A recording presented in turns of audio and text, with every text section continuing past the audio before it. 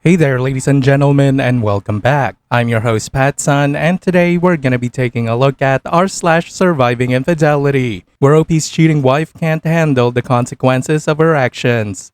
Let's begin. I got cheated on by my wife, left me for another guy, but she still texts me frequently and cries to me how I'm doing better than her and how it's not fair. Posted by Reddit user JRock915.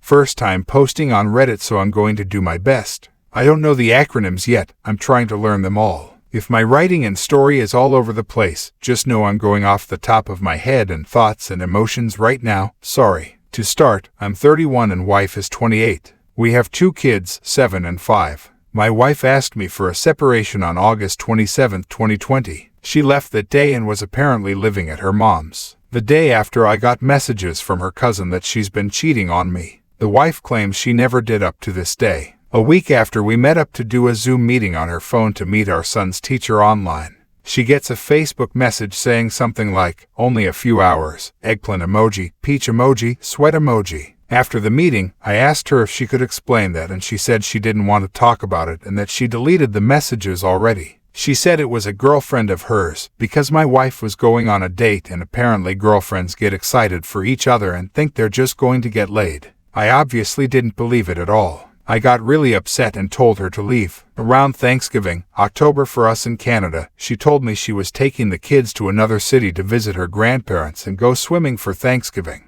She ended up lying and actually went with our kids and this guy she apparently cheated on me with and stayed in a hotel. On their drive back, the car engine blew and died. The car she fought me for and owes almost $12,000 on still and makes payments on every couple weeks. This is when I started to believe in karma a little bit more. Between September and November, my wife and I drank together and had sex around 5 or 6 times. I still wanted her back and I really wanted to have sex with her.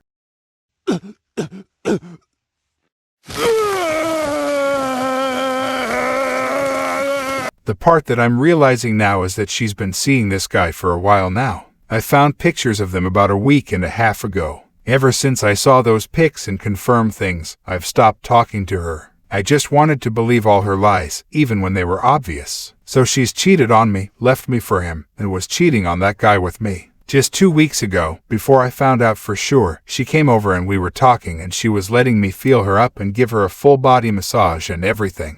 Right now, I can't even fathom what's going on in her head. Some other extra facts. The kids are doing well, my apartment is spotless, and I've lost 50 pounds since she left me, 235 down to 185. She's come to my place a couple times and has cried to me about how it's so unfair how I'm doing so much better than she is. She said it's not fair that I'm doing all this now and not when we were together. She told me she still loved me on Christmas and bought me Christmas gifts. Not just junk, but a bottle of sake because she knows how much I want to visit Japan and like making ramen and such. So she put thought into it. I don't mean to sound rude either, but she doesn't look very good nowadays either. She's been putting on weight, has gone hard into drugs and drinking. She tells me she cries all the time. She told me she was depressed with me, left me thinking that it'll be better, but is still depressed and that messes with her. But as we know, happiness comes from within, and she has none. So if you left me for someone else, at least be happy about it and make the best of it. She hasn't texted me for 4 days now. This is the longest she hasn't texted me in 4 months. She had told me before when we were together that if she ever left, I would fail. When I started a job working in a kitchen, started as dishwasher, she said I would never make any friends. Apparently, she forgot how social and good with people I am. All the waitresses loved me. I moved from dishwasher to working on the line and being asked if I'd want to bartend. At the time I was overweight and my self-worth and confidence were shot, so I didn't take up the bartending. She didn't like how many people, especially the girls, ended up liking me. Throughout the marriage, whenever me and my wife would go out drinking, she would always end up twerking on the wall or the floor and letting guys videotape her. She flirted with everyone and even had many of my close friends thinking I wanted a threesome with her. I don't drink often, but one Halloween I drank too much at a friend's party, ended up passing out and throwing up everywhere. While I was doing that, she was in the bathroom with guys showing her tits off for free coke and who knows what else. But she convinced me nothing happened and ended up making me think I'm crazy and everyone was wrong. Basically gaslighting me. I'm seeing a therapist now and I'm learning that basically, she just needs attention from external sources nonstop. Getting it from her husband just wasn't enough. I know we all have issues, our marriage wasn't perfect. I know I still love her and care about her, but I won't be a back burner or a second choice. I hate comparing how me and her are doing, but it makes me feel better right now. I have my own place, a dog, happy kids, my own vehicle, money, in university, and even though I feel like complete garbage, I'm going through the emotions so I can fully move on and try to be at peace. Whereas she is living with her mom, broken car, no vehicle, asking me for money, living off unemployment money, unhappy, depressed, thought the grass was greener and it isn't. She is so afraid to be alone with her own thoughts that she still sleeps with her mom or the kids sometimes. When I have moved on, she will not. I don't know if she will ever move on because she knows she made a mistake and is stubborn. In the end, I just don't know why she cheated and left, but continues to text me, has had sex with me, says how much I'm doing better than her. It boggles the mind. But then again, how can you understand someone who doesn't even understand themselves? I'm doing well, but some weeks I just feel so much hurt. Like she pulled my heart out, shattered it, and banged the other guy on top of the shattered pieces. Anyways, that's the story. There's so much more I can say in background that I could give, but I think this does it. Thanks for reading. Feel free to ask any questions or whatnot. It's a difficult time to get separated, cheated on, and loneliness at the same time. OP, she has always been terrible to you, and now you're free from her. So what the hell are you doing? Stop contacting her. Why are you still talking to her, my dude? Go no contact unless it deals with your co-parenting. Do not get sucked back into her toxic bullshit. And what the hell are you doing having sex with her? Your wife was showing her tits for dope, and she was probably fucking multiple men. Do you realize how dangerous that is? The chances of you catching an STD from her is to the moon. Also, why are you allowing a drug addict around your kids? Get full custody. And now for today's second story. Do exactly and only as told? Okay. Take holiday ASAP? Okay. Check emails on holiday? Okay. But it will cost you in the long run. Posted by Reddit user Burn and Count.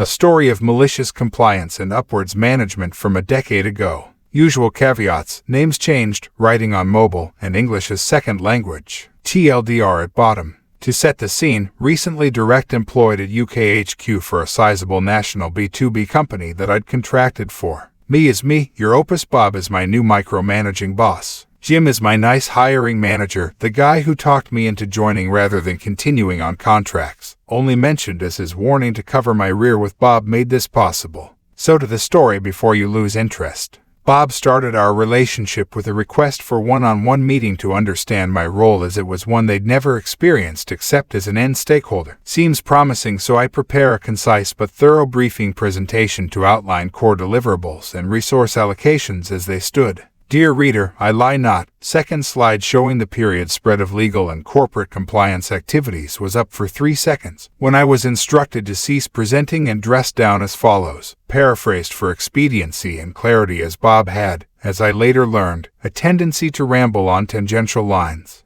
Bob, do you presume to instruct me, a board director, your superior in all aspects, and your direct manager, on how to run my subordinates? Me? No, I presume that you called this meeting to familiarize the key deliverables and legal requirements of a business area that was hitherto the exclusive remit of Jim. If this was a misinterpretation on my part, I apologize. Bob cutting me off, that's quite enough. You are here to be told what, how, and when to do your job. I'm having a mental replay of overheard break room conversations about Bob's need to control everything.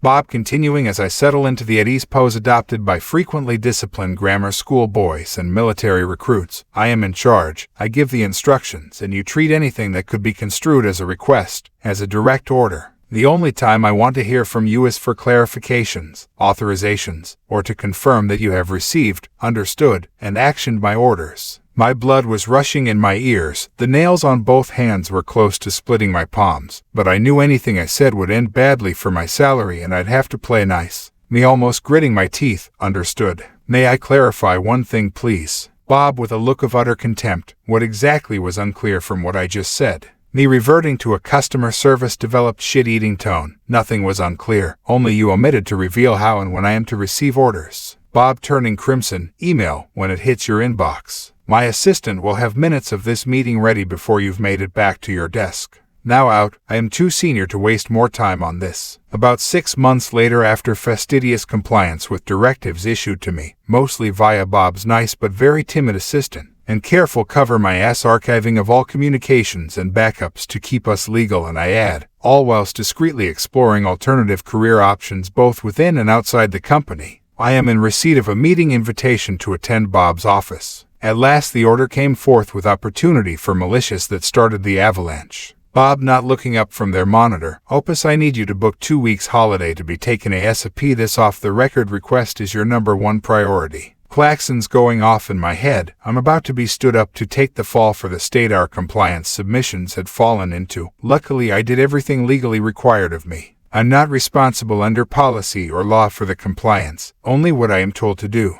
Me deciding this is my chance to goad Bob's ego. 2 weeks ASAP gladly. I can hand over everything by end of this week, and I did get ahead of the monthlies in case you forgot to request them, so you could start with next week and the week after. Bob looking oddly relieved and making eye contact. My assistant will process and authorize. Those monthlies better be perfect. You are dismissed. Friday comes and the anticipated flurry of last-minute requests and instructions come through. Amongst the laundry list was the utter gem I had hoped for. A direct email with instructions: keep company phone with me at all times and to keep regular twice daily contact throughout the 2 weeks. No one asked what I was doing with my impromptu 2 weeks away from the office. I was fortunate to have the chance to fly halfway around the world to stay with my brother. 20 minutes booking flights, no luggage or hotel costs to worry over. Remember that order to be online. Early 2010s data costs were insane. Add roaming, you get where this goes. I dutifully followed orders and ate roaming data like a social media obsessed teenager.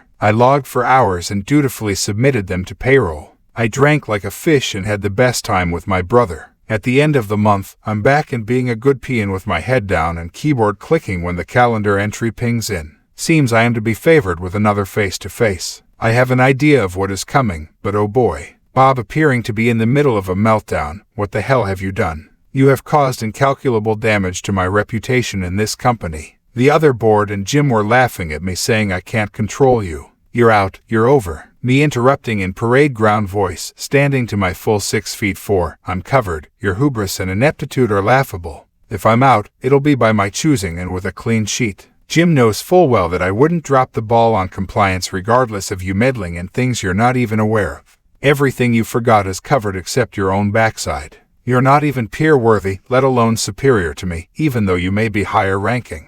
Yes, I got that from a film I can't remember, but this part is crystal clear. I bid you a good day. I turned 180 and walked out of the office into stunned silence across the open 100-seat floor and back down to my desk. The fallout, I enjoyed the inevitable HR session chaired by Jim. I promised not to use any manner that might be deemed threatening for 6 months. I was also returned to reporting to Jim, who reinstated my overtime. Plus today I learned for the time I worked on holiday and let me get back to keeping things compliant. Bob did indeed have a full meltdown soon after. My show of assertion crumbled the empire of fear. They left to enjoy early retirement and faded into memory. TLDR, new boss is a micromanager. I maliciously complied to let them fall on their own lack of knowledge and end up looking bad to their peers, before assertively destroying their in-office authority, leading to end of career for them.